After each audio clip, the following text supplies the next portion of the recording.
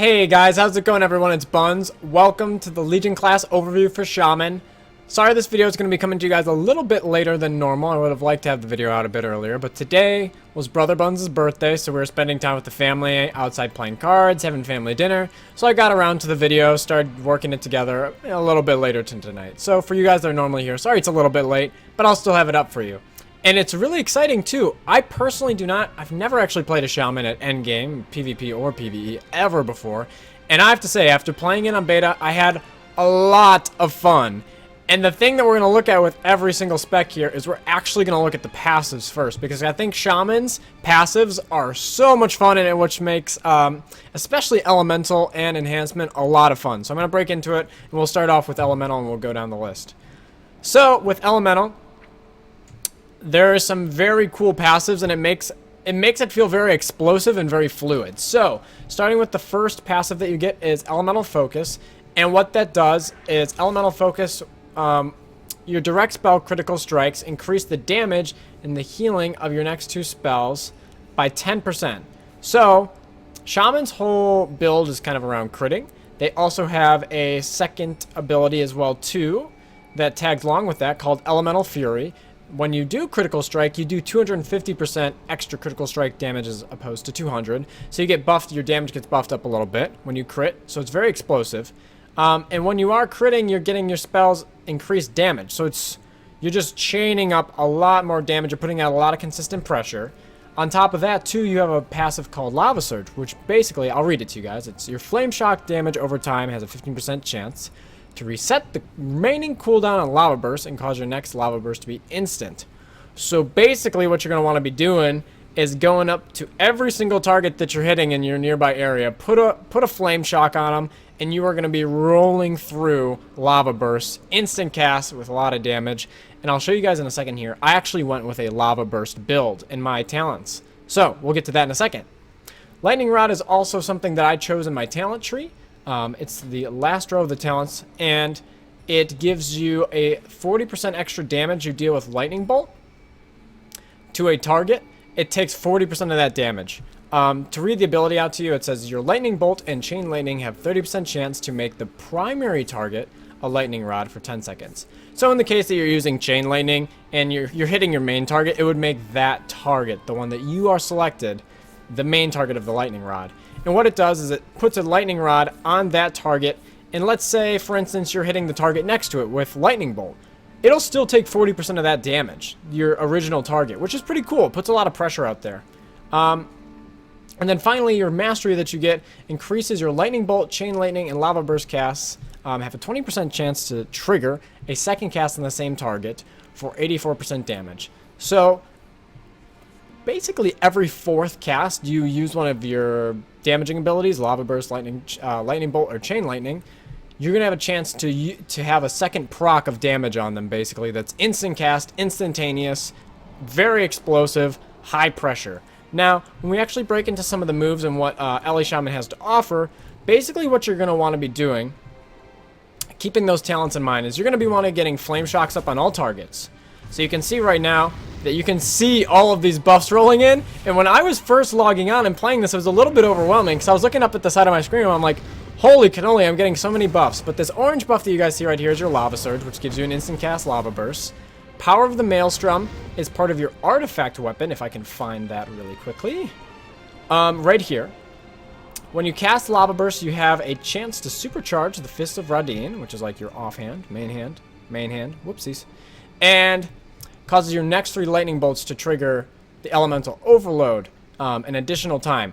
Your elemental overload is back with what we were talking about, which is your Shaman Mastery. So it basically guarantees that the next 3 attacks that you do are going to trigger your Shaman Mastery, which is pretty cool. Can also have the extra 25% chance on top of that too, for some really spiky damage. So a lot of fun there.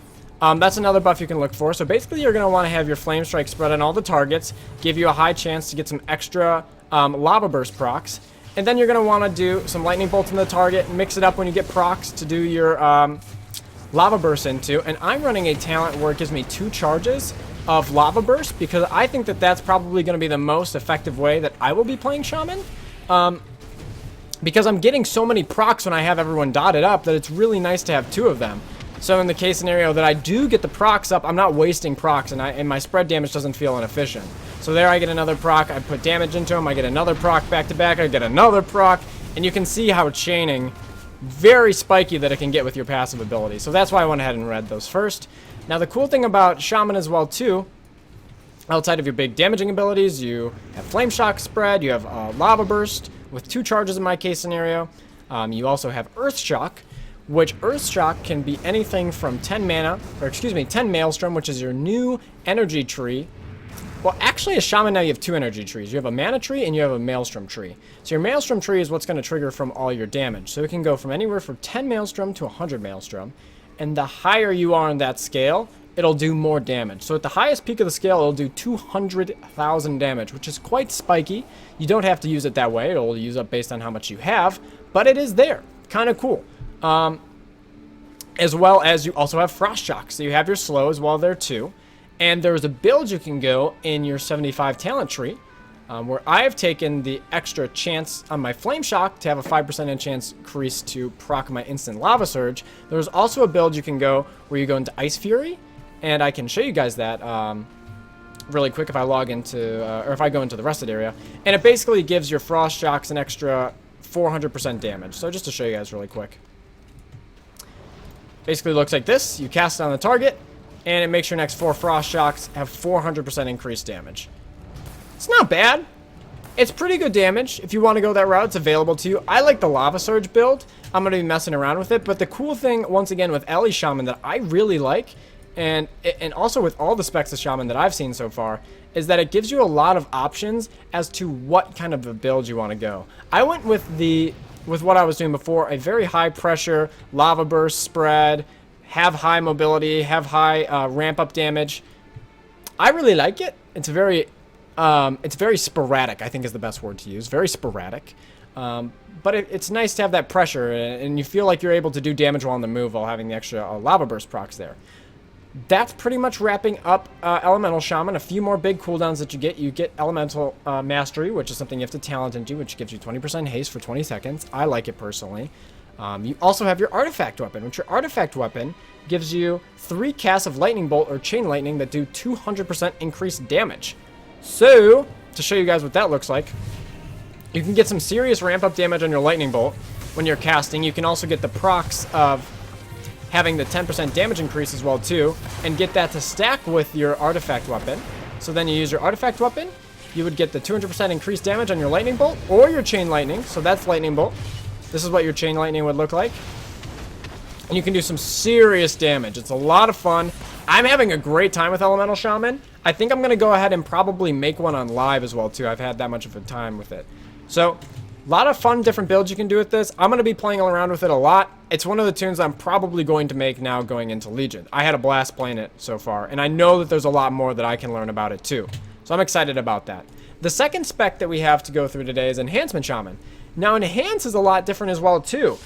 Whereas before you had a lot of shocks, they've completely taken that away from Enhancement Shaman. So your shocks are specific to Elemental and Restoration. That's been taken away. And instead, what they replace them with is kind of the old school Enhancement Shaman build with your Flame Tongue, Rock Biter, and your Frostbrand weapons. But what they've done is they've turned Frostbrand and Flame Tongue into actual spells, which I think is kind of cool, a nice little twist to that. So your Flame Tongue is a spell that you use now, and what it does is when you use it, it gives you a buff that causes your melee attacks to do a small amount of fire damage per hit, which is pretty cool.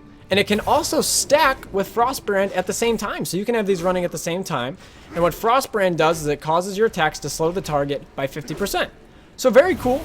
I like that they made it in the form of attacks and that you can keep them both going at the same time. Feels like you have some more things to keep up and in the back of your head to keep track of. They don't cost any Maelstrom. Your big Maelstrom build is Rock Biter. That's pretty much just spammable. It does pretty consistent damage, anywhere from like 30k. Very consistent damage. I forgot I was going to show you guys the passives to this spec, like I did with Elemental Shaman, so why don't we cut into that really quickly. The passives in this spec are also very spiky. So your auto attacks, your Maelstrom weapon, your auto attacks and Wind Fury attacks generate 5 Maelstrom, which is nice, so you're able to rotate through and spend your Maelstrom more efficiently by having that there. I also picked my talent ability, Windsong, because of that as well too, to help me regenerate Maelstrom and have fast attack. So that's one of my decisions that I made on my Enhancement Shaman. Your Mastery basically makes your Storm Fury and Wind Fury, which we will get here in a second, have a 1.63 increased chance, and all your Fire, Frost, and Nature damage you deal by 26 point percentages. That was a mouthful.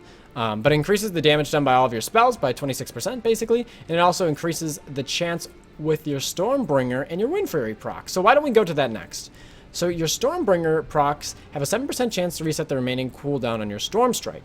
Now Storm Strike is a high spending Maelstrom ability, it's 40 Maelstrom, but if you get a Stormbringer proc, it'll reset the cooldown on that and it'll make it half of the cost, so it only costs you 20 Maelstrom. So that's a very cool sporadic damage boost there.